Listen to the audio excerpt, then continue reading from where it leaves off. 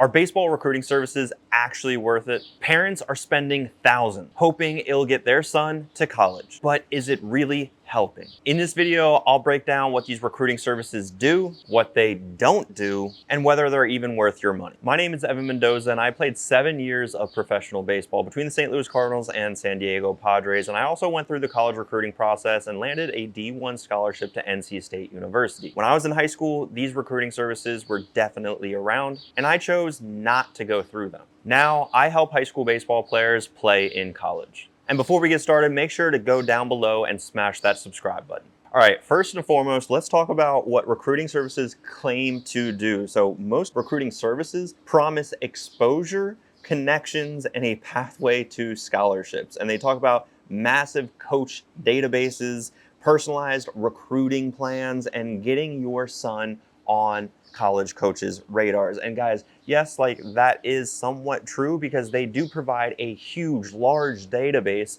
of college coaches, and they give you a platform to be able to basically like DM these college coaches.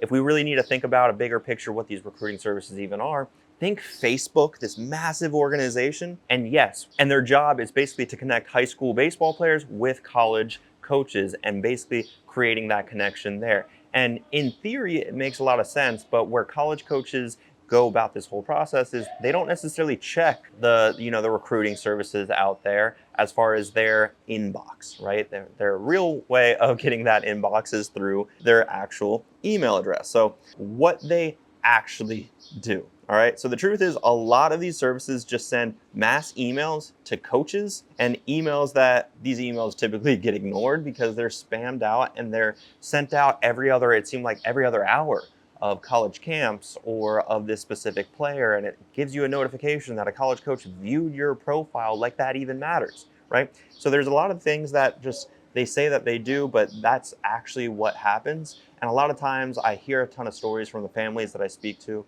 There's not a ton of action that's really provided beyond that. So they really have any personalized relationships from that with these college coaches. Like ultimately, you are just one person of a huge list, and that's all it is. It really is. It's not too much of a personalized communication strategy for the recruiting strategy, all right? So that's just one thing that I want to make sure that you guys 100% truly understand. And also, they don't also guarantee any type of interest from schools because they can't.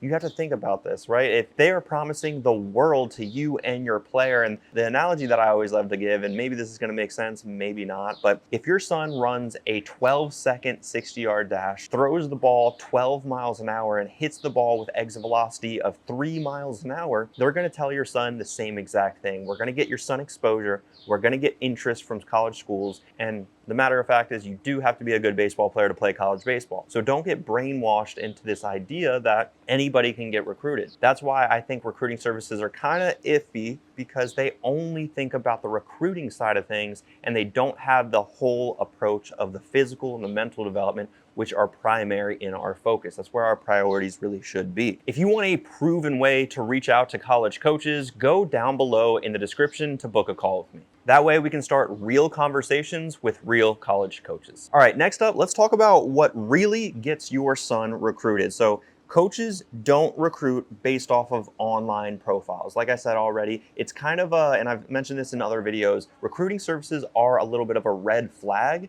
to these college coaches, because think about it. If I was throwing 100 miles an hour, hitting 450-foot home runs, and running a 6'1", 60, do I really think I would need a recruiting service to help me out in the recruiting process? Probably not, right? These college coaches would be drooling over me, right? So that's the fact that you have to realize, right? So this is coming from a recruiting coordinator, the D1 level in the ACC, that they immediately think what's wrong with the player whenever they go through a recruiting service and reach out through the recruiting service, right? So that's not a first impression that you want for your son, ultimately in the whole grand scheme of things. So that's just something that I would 100% be aware of. But they don't use these online profiles, right?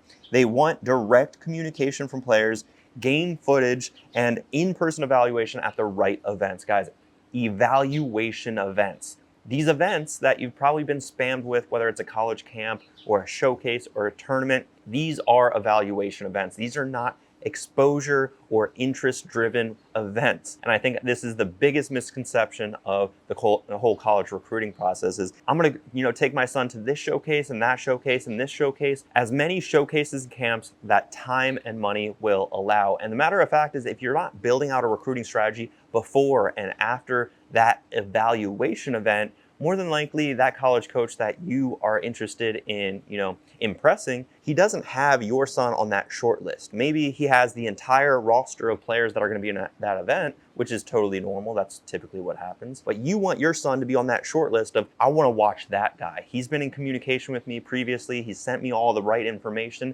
I want to actually see what he's about at an evaluation event, right? A showcase, camp, tournament. So hopefully that makes sense as far as the right evaluation events. The best recruiting strategy is a mix of the targeted outreach, obviously showcasing you have the potential and ability to have a strong development curve, and the right exposure. And I want to hit quickly on that development side because obviously this conversation is about recruiting services and recruiting. But guys, like I said earlier, our primary focus needs to be becoming the best possible baseball player we can possibly be. And that involves skill development, strength, explosiveness, all, speed, power, all these things that, if you look at any great big leaguer up in the big leagues, you can tell that they're just doing things the right way because they have a really athletic build.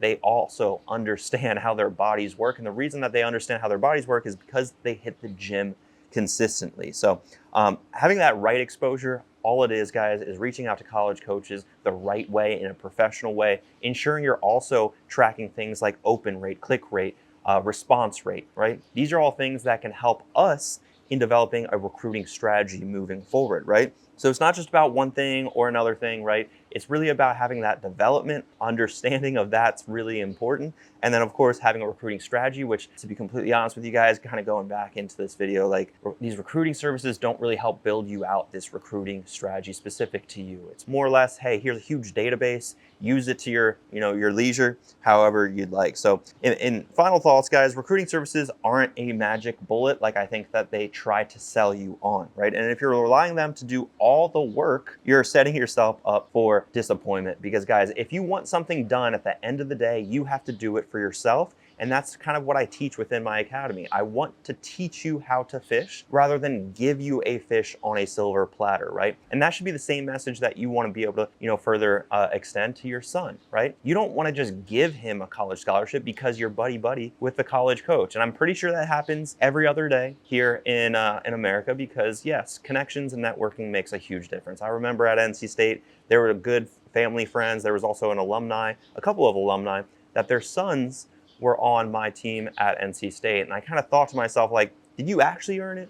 Or was it your dad that kind of, helped with that connection? It's a matter of fact, guys. And that's just one thing that you have to understand. So I never want to give anything just to my player, right? Any of my students inside my academy, that's not developing the right habits for them. And it's not, their standards are going to be, well, I was given this, that means I should be given that, right? That's not how the world works, especially after you get into college baseball and you get drafted, right? They're not going to draft you just because. And yes, the Patrick Mahomes, the Super Bowl was just yesterday, but there are going to be times where like guys get drafted just because of a name, and that's completely normal. It is completely normal. But think about that first professional game. There's going to be, let's just say, an 18-year-old Dominican pitcher. Do you think he's going to just give you a fastball right down the middle because your dad was a Hall of Famer? Probably not, right? So the game rewards those who are prepared in the physical development, the mental development, and then obviously in taking it back to high school baseball players, have an understanding of what that recruiting strategy should ultimately look like. So guys, don't rely on anyone else to do that work. And that includes high school coaches and travel ball coaches as well, including these recruiting services. So in my opinion, what is the best approach? Take control of the process and have a plan and get in front of the right school. So that's my takeaway of how I would go about it if I was in your shoes. If you want a step-by-step process on how to go about the college recruiting process,